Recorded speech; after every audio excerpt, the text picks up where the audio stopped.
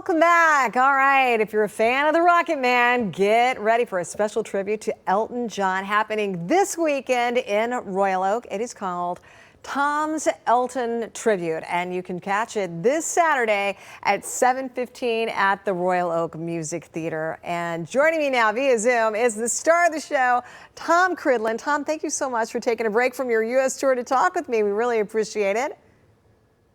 No, thank you. Thank you, Alicia. It's an honor to be on your show, that's for sure. I tell you what, you are really taking the bull by the horns. I mean, playing Elton John in this iconic show. Talk about big shoes to fill. Why did you want to do this? I understand it's a passion project for you. Yeah, well, I wanted to play music when I got sober in 2017. And Elton's music was not something that I went out looking for. It found me when I was at university, and it's been somewhat of a, you could call it a soulmate. I know Elton himself refers to music as his soulmate. So Elton's music has been like a source of comfort and inspiration in good times and bad. And so when it came to wanting to become a working musician at the ripe old age of 27, and by the time I started learning piano, I was 30. I'm 33 now.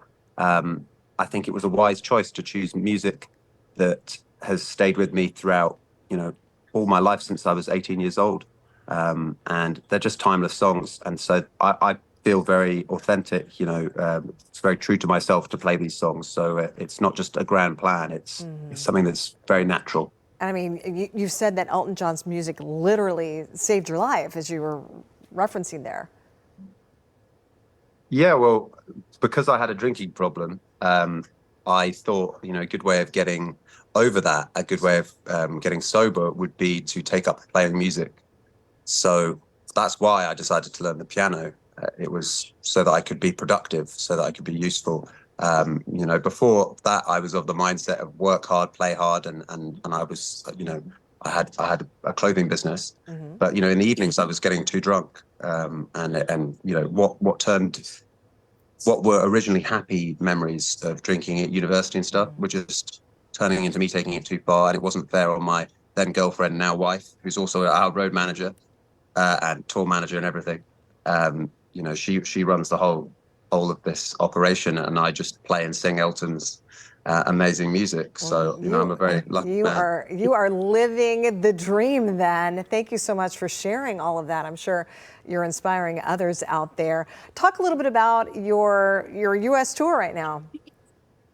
Well, it's a complete honor to be on this U.S. tour because we're playing such fantastic venues, and we're really looking forward to playing the Royal Oak Music Theatre.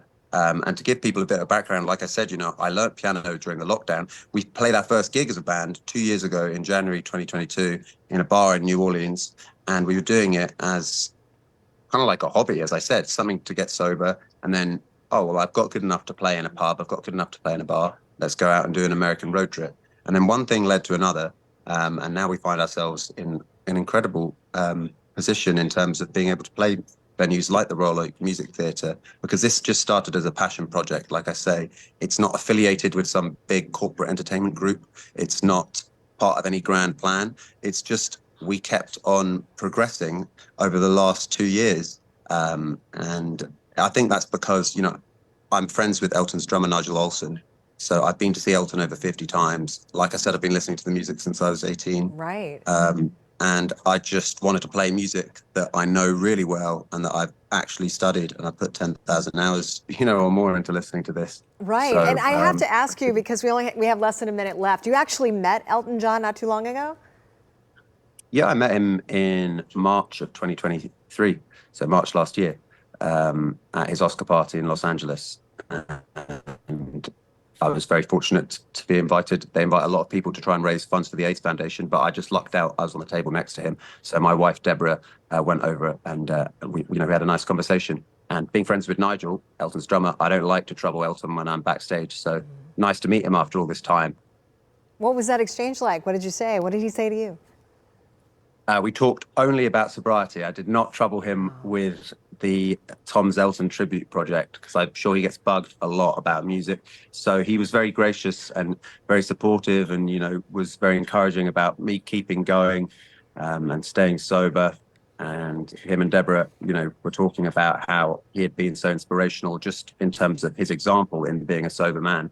So that's what the conversation centered on, and it was a wonderful moment. It really sounds like it was. Tom Cridland, thank you so much for joining us live via Zoom today. We want to remind everybody, Tom's Elton tribute takes place this Saturday for one night only at the Royal Oak Music Theater, and you can still get tickets at royaloakmusictheater.com, and that's theater spelled with an R-E at the end for those of you typing it in while you're listening to the news today. Tom, thank you again, and much success to you.